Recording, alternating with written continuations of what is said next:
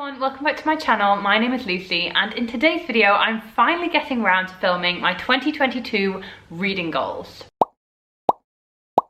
So a new year comes a slightly new vibe, I guess, because 2022 I'm hoping will be the year where I'm just an all-round more, I don't know, organised person, better person in terms of like mental health and like looking after myself, all round happier person. So 2022 got off to a slightly delayed start in that I caught COVID, which hasn't been great. I'm still on the back end of that, hence why it is currently the 8th of January and I'm only just filming this video. So if my voice sounds a bit strange, you know why, because I have been ill. It's not been great. Get your vaccinations, people, get your masks on, all sorted.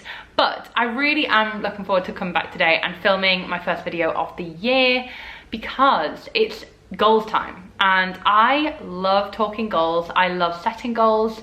I am just a very kind of goal orientated person, which, you know, causes a lot of perfectionist traits and a lot of things we don't want to get into today. But you know what?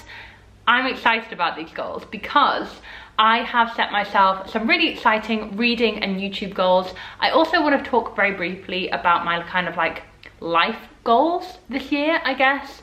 I usually wouldn't actually put my life goals in a video, but I feel like this year it's kind of more relevant because if you watched my life update video, you will kind of know that 2021's been kind of a difficult year in terms of like mental health. It's one of the first times that like I've really kind of struggled mentally. And I'm going into 2022 with, I hope, a different outlook.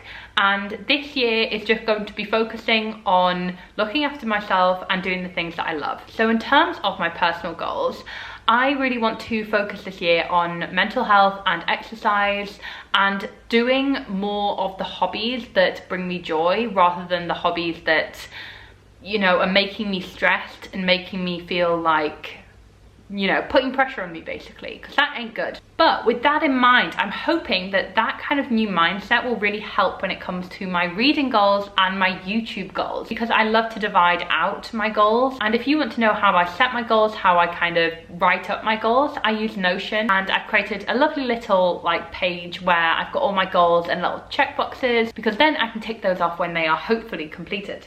I also want to include my writing goals in this video because I have very big plans, very big ambitions for 2022 in terms of my writing, and I just need to get started on like querying to agents. So that's going to be a big part of 2022. So first up, let's start off with my 2022 YouTube goals. So basically a big one for me this year is to try to hit 10,000 subscribers. This has been a big goal for me for a very long time. Like basically since I started my channel and kind of saw, you know, the numbers start to grow and like realized that, you know, I have an amazing community here, and I kind of have 10,000 in my mind as like kind of a big milestone to hit. And don't get me wrong, I'm not a huge numbers person. Like I try not to obsess about how many, you know, subscribers I have, how many views I get. As long as people are watching and enjoying, that's all that matters to me. But I've just always had 10,000 in my mind as like a goal that like if I hit, I'll be kind of blown away. 10,000 people is a lot of people, and the fact that I'm almost at that is like crazy to me. So that is a goal that I would love to hit this year. We're gonna see if we can do it. So if you are watching this video and you're not subscribed yet, then please do subscribe. But also you'll be subscribed and that means you'll never miss a video. There's lots of fun content coming your way 2022. So look forward to that. My second goal for my YouTube channel this year is to host the Cozy Autumn Readathon 2022. Make it bigger, make it better. I haven't started the planning stage of that just yet because, like, let's be real, I feel like I've only just done the first Cozy Autumn Readathon. I'm so pleased with how it went, and like I do just need to stop and kind of like pat myself on the back for that, because I was so nervous and scared and I was putting off hosting a readathon for the longest time because I just thought like nobody will care, nobody will join with me, like why would anyone do that, you know? And I need to just stop those like self-doubting, very critical voices in my brain and just do the thing. So if you are kind of experiencing a similar thing, just do the thing. You will surprise yourself. It'll be so much better than you're telling yourself it will be in your head. And just do the thing. That's going to be my goal for this year, especially when it comes to the Cozy Autumn Readathon 2022. We're going to go bigger, we're going to go better. And also, I'm going to think of more creative ways this year where I can just plan ways to kind of connect with you guys through live shows, through readathons and things like that. So do let me know if you have any suggestions down in the comments, like what would you like to see in terms of ways where we can all just talk together? Like, is that in the form of a readathon? Is that in the form of a live show or a buddy read? Let me know down in the comments. Another goal for 2022 for my YouTube channel is to start a new reading vlog series. So I'm really gonna have to think in terms of like, how can I make my vlogs better? And if you watch my vlogs, I'd really appreciate you to leave any suggestions down in the comments below. Like, if you watch my vlogs, what would make those vlogs better? For me, I think it's having a very clear theme to them. Whilst I absolutely love just having a very like, you know, lifestyle-y vlog, kind of like a, you know, this is just what I've done in my week. There's no structure, there's no theme to it. I like that because it allows me to really be myself and just be quite authentic with you guys. But I personally also like watching reading vlogs where there's like a challenge or a theme. I just find it's a lot more structured. So let me know down in the comments, like, what do you think I should do? I still want to kind of maintain the kind of authentic, you know, week in my life type vlogs, because it's easy for me to film, which is one thing, but also it's just really nice because I get to like chat about what's been going on that week and be really kind of honest and upfront with you guys and just be myself, which hopefully you like that. But on the flip side, I also want to appeal to more people, you know, like not loads of people watch my reading vlogs that I'm doing at the minute, which is fine because, like, you know, if you like that sort of content, then you can watch it. But if you don't, then you can watch my other videos, which is all good. But I do want to make my vlogs a bit more accessible, I guess, and a bit more kind of like appealing to everyone. So yes, I'm going to hopefully be introducing a new reading vlog series in 2022. So in terms of my books and reading goals, okay, so we have big plans. I am going to read, number one, 60 books in 2022. I originally put 52 because that's how many I read in 2021. So that's a book a week, which I think is like really good. Bear in mind, that's the best I have done in a very long time. However, I really want to go bigger and better. You know me, I always just want to, I just want to do better than that. So I'm going to try to read 60 books in 2022. So we'll have to just plan my TBR to kind of like achieve that goal. And I'm going to have to think about how I'm going to be able to read more. But maybe you guys can follow me along that journey. Maybe I can do a reading vlog series about me trying to read more and trying to fit more reading into my week. We will see, but 60 books in 2022 is what I am aiming for this year. The next two goals for my reading are to read specific series. The first one is to read the Farseer series by Robin Hobb.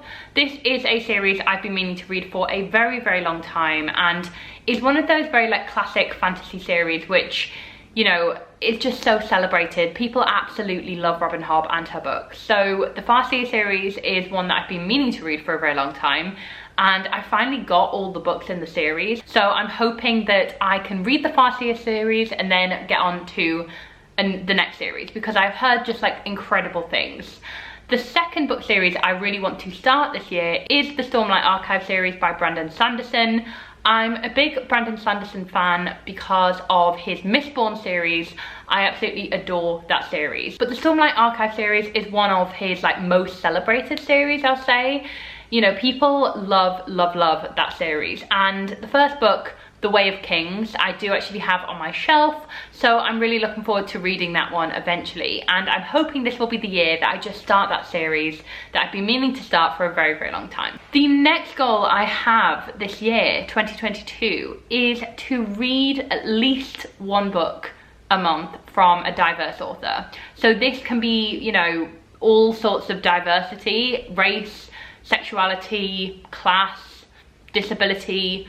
I just want to read more diversely, and I think the thing is I don't really like think of it like when I'm choosing my books that I'm reading. I'm like, it's more about the kind of themes of that book where I'm just like, oh, I'm really in the mood for a romance, or I'm really in the mood for a big chunky like fantasy series or something. However, I do want to start being more intentional with the authors that I am reading and the authors that I'm buying, like buying the books of, because like I really do want to put my money where my mouth is this year and just make sure that I am spending money on authors from marginalized backgrounds, from diverse backgrounds, and that is something that I am particularly passionate about. So I'm hoping this year I am going to make a conscious effort of kind of keeping that in mind every month. What does my TBR look like? Who are the authors writing these books? And I think that is something, you know, if you haven't really been intentional in terms of the books you're reading, it might be a kind of a good thing for you to think about. I think just like think about the author who is writing this book. What is the representation like in the books that you're reading? Because it is really, really important. And as like someone in the booktube community with, you know, people following me, I have a sizable following. I just want to make sure that the message I'm putting out is that, you know, it's important to read books by everyone, not just authors who all look the same and are from similar backgrounds. So that is one of my goals in 2022. And finally, my final goal of 2022 in terms of reading is to read 5 classics in 2022. So you may be thinking like 5 classics, that's like, that's not a lot. You know, I read 5 classics in a month.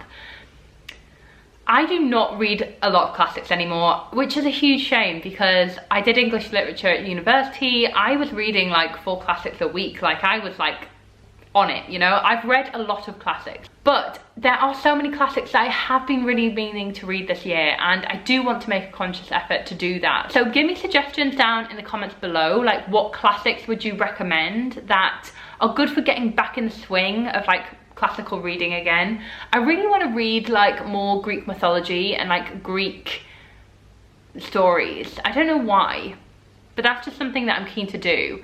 But also I do need to read like Charles Dickens, and you know, I've also been meaning to read like Tolstoy, but I feel like that's like too ambitious right now, you know. And finally, we are onto my writing goals and resolutions for 2022.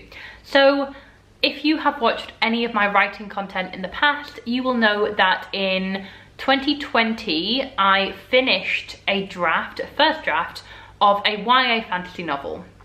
So I am currently still in the process of editing that because I was supposed to do that in 2021, but the head was a mess. Like I was not up for doing anything. So I'm really hoping this year is a fresh start. I'm going to try and get my creative juices flowing. That sounds really weird, but I am going to make a concerted effort to edit my YA fantasy to get that just like queried. I just want to kind of start the process at some point, get it to a stage where it can be queried. I can try to get a literary agent if that's possible, who knows. But I also want to try and finish my first draft of my adult kind of gothic historical fiction novel, kind of historical fantasy I'd say, which I've already announced. It's called Season of Mists, and you romantic poet fans out there might recognize the title from something, but I'm keeping it like the content of it very like tight-lipped for now because I haven't finished it. Like it could end up in any direction,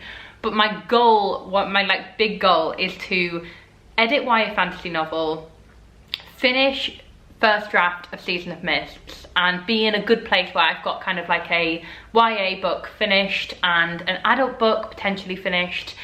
I say YA and adult, I'm talking about like what a publisher would market that as. However, I would say the YA is definitely more older YA. It's definitely got some dark themes in it, let's just say that. And in terms of the adult kind of historical fantasy book, that has it's going to have some very dark themes in it. So that is kind of where I'm at with my writing so far. So another goal is to obviously query my YA fantasy. I'm saying I would like to do this by the summer.